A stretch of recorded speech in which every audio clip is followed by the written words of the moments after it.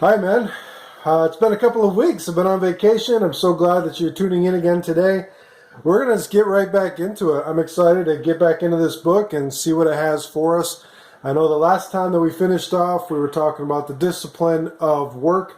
And today we're getting to the discipline of perseverance. It's an amazing chapter. It's a very humbling chapter. And I think it's a chapter that pertains to everyone. I mean, pastors included can fall into these traps, and quite frankly, we need to be reset and be reminded. These last couple of weeks have been like that for me.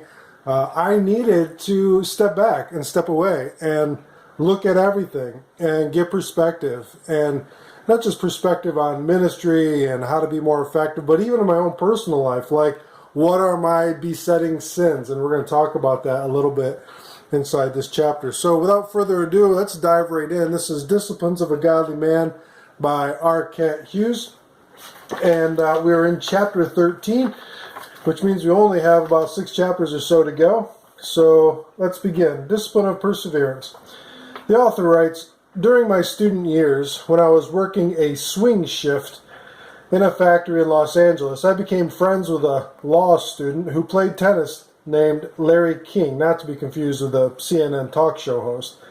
And Larry and I talked a lot of tennis during breaks. Soon we began to exchange little tennis trash as to who was the best, which after some weeks eventuated into a casual, we'll find out, tennis match. The game was fairly casual until Larry's wife, the famous Billie Jean King, showed up and began to do a little of her own talking.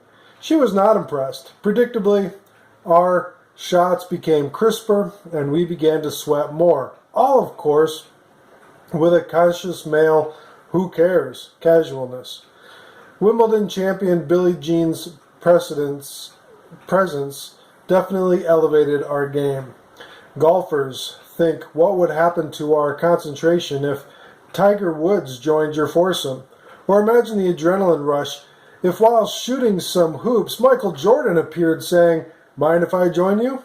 Every ounce of wannabe in our mortal bodies would suddenly be on the court. The presence of pros, Hall of Famers, is immensely elevating. On a transcending spiritual level, the truth also applies. In fact, the author of Hebrews draws an awesome picture of heavenly observers in an attempt to motivate and instruct a faltering church to persevere. The scene is a great coliseum. The occasion is a foot race, a distance event. The contestants include the author and the members of his flock, and by mutual faith, us. The cloud of witnesses in chapter 12, verse 1, that fills the stadium are the great spiritual athletes of the past, Hall of Faith members. Every one a gold medal winner. They are not live witnesses of the event, but witnesses by the fact that their past lives bear testimony to monumental, persevering faith like Abel's. Still speaks even though he is dead. Everywhere you look in the vast arena, there is a kind face nodding encouragement saying, I did it, and so can you. You can do it. You have my life to help you do it. Abraham strokes his long beard and smiles. Sarah winks and gives a royal wave. Moses settles back to watch. Your heart is pumping rapidly. You are afraid. And yet with all your being, you want to do well. But how? Hebrews 12 answers eloquently with a discipline that can be summarized in 4 succeeding commands to divest, run, focus, and consider.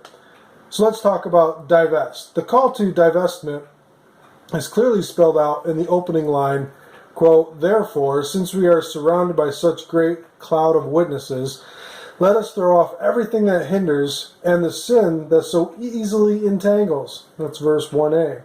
The divestment here refers to the radical stripping off of your clothing before a race, as was the Greek custom of the day.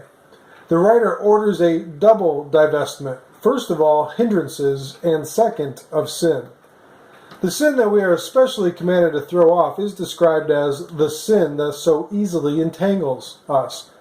That is, the specific sin or sins unique to us as individuals into which we so easily fall. Besetting sin, as the older translations have it. There are certain sins that easily beset us and then envelop us, though they may not entice others. There are some sins that have no trouble wiggling through our eyes, ears, touch, taste, and thought, simply because of who we are. Likewise, there are sins that have little appeal to us, irresistibly engulf others. Sensuality may be the Achilles heel for many men, but not all. Another man who has gained victory over such sins might be beset by jealousy. Among the most clinging of the besetting sins are, number 1, jealousy, a soul that actually aches when another does well. Second, pessimism, a despairing negativism that perpetually soars everything. Third, lust, for others, for more things, or for position. Fourth, pride, the self-absorbed sin that plants you in the center of all things. 5, anger, a Vulcan heart that belches fire. And 6, lying, a sin that tinges your most intimate relationships with deceit. Besetting sins are the sins that attract and hold us with the promise of pleasure, including some pleasures that bring no happiness or enjoyment, but only disappointment and more despair.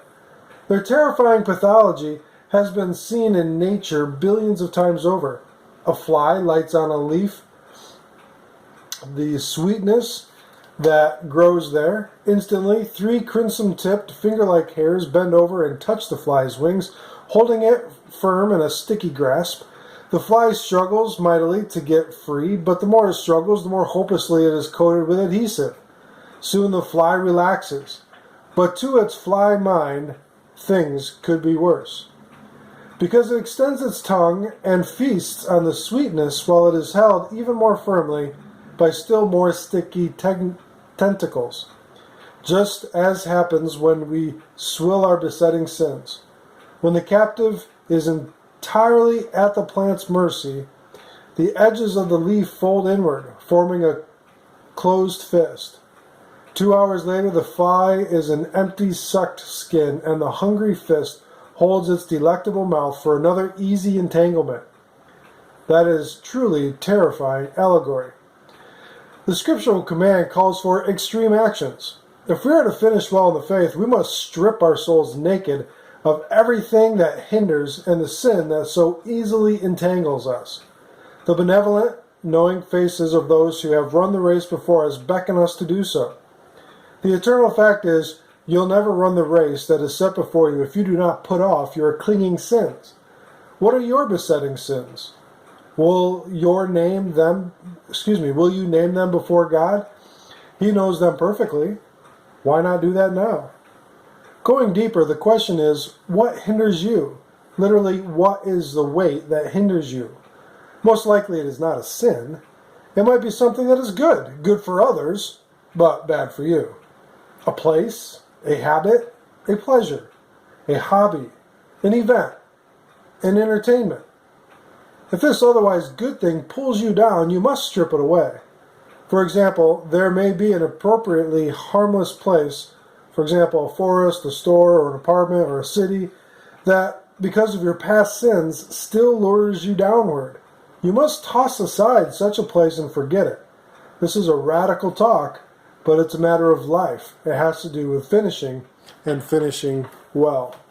So, let's go to food for thought at the end of the chapter. I'll give you a question here. Food for thought.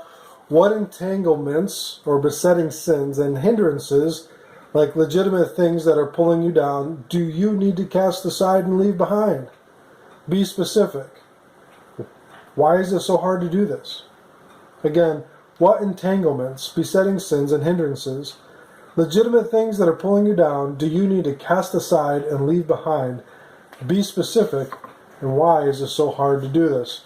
Again, some of the besetting sins that were listed here are jealousy, pessimism, lust, pride, anger, lying, but even could be, some hindrances like a place or a habit or a pleasure or a hobby or even an entertainment.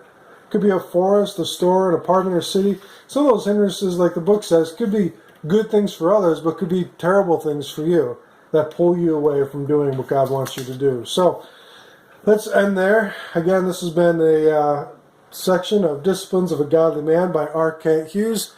Thanks, guys. I really appreciate you spending this time with me. I hope that you will find time each and every day to do these audio devotions with me. All right. Have a great day. God bless.